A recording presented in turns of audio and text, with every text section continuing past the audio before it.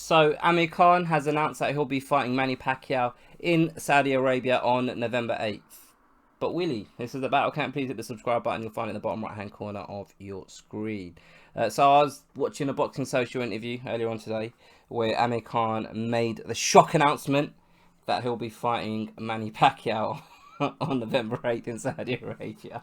Sorry, I can't stop laughing. And I'm laughing because of this. So, Amir Khan told Andy Purwell from Boxing Social, he goes to him, he, he goes, yeah, so my next fight will be out there in Saudi Arabia. And then, and then Andy Purwell went, have you, let me do this, let me get his voice. So, have you got an opponent in mind? And, and then Amir Khan went, yeah, we've got an opponent in mind, but we don't want to say. It's Manny Pacquiao. Both parties have signed. He literally, he said, we don't want to say, and literally the next sentence, he just volunteered the information that he's fighting Manny Pacquiao in Saudi Arabia on November 8th. Anyway, the reason why I'm making this video is because I was just scrolling through Twitter and my boy Michael Benson tweeted out, here's a confused face that Manny Pacquiao made when he was questioned about the announcement that Amir Khan made earlier on today. So I clicked the link and it was an Ellie Seckbach link, ES News, and Ellie Seckbach was at an open workout. Manny Pacquiao was on the floor stretching, and Ellie Seckbach went, Manny. I can't do Seckbach's voice.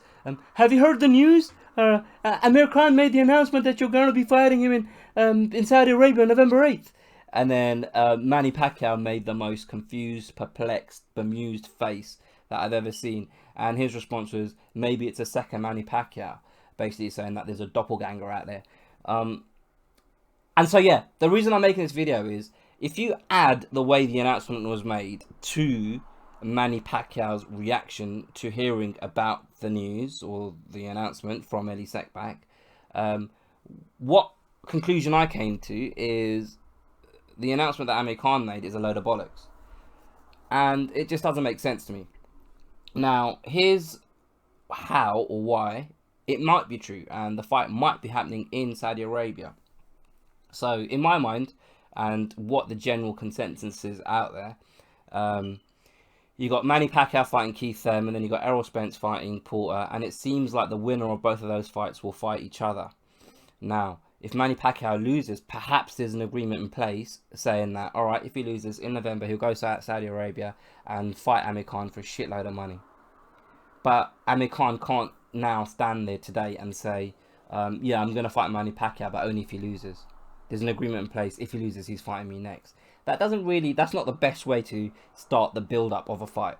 I'm fighting a loser. Do you know what I mean? Because at the same time, in that same interview, he picked Manny Pacquiao to beat Keith Thurman. And prior to that, he had already told us that that the Manny Pacquiao deal is signed. Does that make sense? So perhaps there is some form of an agreement in place. It's just that he can't just come out and say, yeah, if he loses, he's fighting me. Do you know what I mean? On the other hand, just if you look at Manny Pacquiao's reaction, for me, it just doesn't seem like there's a deal in place. It doesn't seem like they signed the fight. And here's why. Manny Pacquiao and Floyd Mayweather are the two fights that Amir Khan has been chasing for the majority of his career. Ever since he went over to America, and I'd say around the period of which when he beat Maidana, perhaps, no, maybe even before the Maidana fight. But I'd say around that time when he was in his prime, when he was a real force in the welterweight division, he was chasing the Floyd Mayweather fight, not so much the Pacquiao fight, because at that time they were both being trained by Freddie Roach. After that, he started being a bit more open to fighting Manny Pacquiao. He wasn't outright calling him out, but he was like, yeah, I'll fight him, you know, this is a sport, you know, and if the deal was right and we were both happy, I'd fight Manny Pacquiao, right? So basically what I'm saying is, this is his holy grail in boxing. These are the fights that he wanted. Now, we know the Floyd Mayweather fight can never happen because he's retired, but the Manny Pacquiao fight is still possible. And if they have signed the fight and they have agreed the fight, you'd think that they would make a real big hoo-ha about it and have a real proper press conference and sit down and really, like, you know, give it a pump. They'd really, like, make a big show of it. And for him to just, and no disrespect to Boxing Social, because it's one of my favourite places to go to on YouTube, but it's not really the time or the place to make an announcement of that magnitude. And when I say that magnitude, I don't mean in the whole entire boxing world or the welterweight division. I'm just talking about that magnitude for Amir Khan. Does that make sense? The final thing I want to add to this is the promotional outfit or the company that promoted his fight in Saudi Arabia over the weekend is an organization called Super Boxing League. The Super Boxing League are the same organization that run the Super Fight League in India. The Super Fight League is an MMA organization in India. Now, a few years ago, the Super Fight League was taken over by, I don't know who, and I should have checked this, but they was taken over by someone.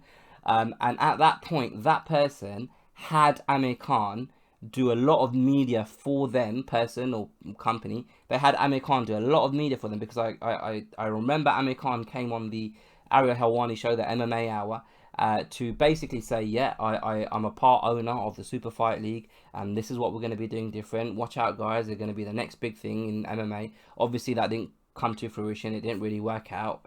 I mean, it's just an Indian MMA organization. Do you know what I mean? Can you name any Indian MMA fighters that are actually born in India? I know there are a few born in like Canada and the UK and stuff like that. But anyway, the point I'm trying to make is he has some form of affiliation with the promoters. Now, whether he's just trying to use the Manny Pacquiao fight and trying to drum up some interest in this November 8th card because he's affiliated with them, and perhaps there is a show happening on November 8th. Perhaps Amir Khan will be fighting on that show, and it's just that he won't be fighting Manny Pacquiao.